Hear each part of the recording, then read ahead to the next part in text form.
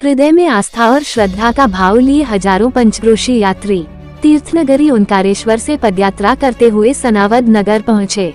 अतिथि सत्कार की गौरवशाली परंपरा के अनुरूप सनावद नगर के प्रमुख चौराहों और मार्गों पर सामाजिक संगठनों और नागरिकों ने पंचक्रोशी यात्रियों का स्वागत किया और मंच लगाकर हजारों पंचक्रोशी यात्रियों को जलपान, चाय, फलाहारी साबूदाना खिचड़ी, सब्जी, पूरी, फल और पेयजल का वितरण किया। पंचक्रोशी यात्रियों का आगमन प्रातः 5 बजे से आरंभ हो गया था। सुदूरवर्ती क्षेत्रों से आए पंचक्रोशी यात्री भजन कीर्तन करते हुए आगे बढ़ते देखे गए। कुछ पंचक्रोशी यात्रियों की टोलियां ढोलक की थाप पर भजन गाते हुए नृत्य कर रही थीं। पंचक्रोशी यात्रियों के आगमन से समूचा नगर मां नर्मदा की भक्ति में सराबोर नजर आया। पंचक्रोशी यात्रियों के नर्मदे हर के जयघोष से वातावरण गुंजायमान हो गया। उल्लेखनीय है कि 1 नवंबर से प्रारंभ पंचक्रोशी यात्रा की समाप्ति 5 नवंबर को वापस ओंकारेश्वर में होगी।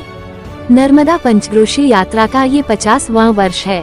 तीर्थ क्षेत्र ओंकारेश्वर में मां नर्मदा में डुबकी लगाने के बाद ओंकारेश्वर से पंचक्रोशी यात्री अंजरुद्ग्राम होते हुए सनावद नगर पहुँचे। पंचक्रोशी यात्री सनावद नगर में प्रथम पड़ाव के रूप में रात्रि विश्राम करते हैं। प्रशासन द्वारा हजारों पंचक्रोशी यात्रियों के रात्रि विश्राम के लिए पुरानी और नई अनाज मंडियों, स्कूलों, डाक बंगला और सरकारी भवनों के परिसरों में व्यवस्था की गई।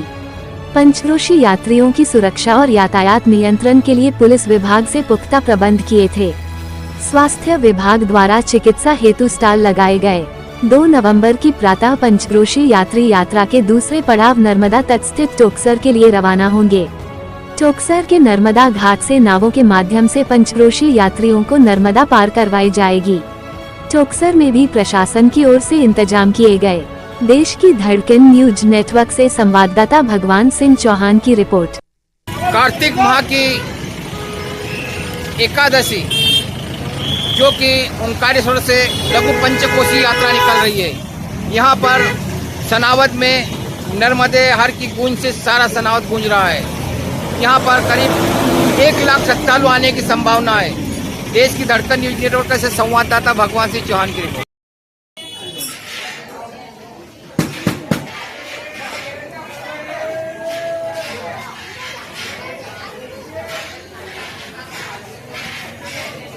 वितरण करते हैं और आने वाले आगामी वर्षों में भी आपकी क्या योजनाएं रहेगी, कृपया बताने का। नर्मदा मैया की असीम अनुकंपा से पिछले 11 वर्ष से यहाँ पर सब लोग हम प्रयास कर रहे हैं कि जितने भी पंचकोशी यात्री आते हैं उनको प्रसादी उपलब्ध कराई जाए।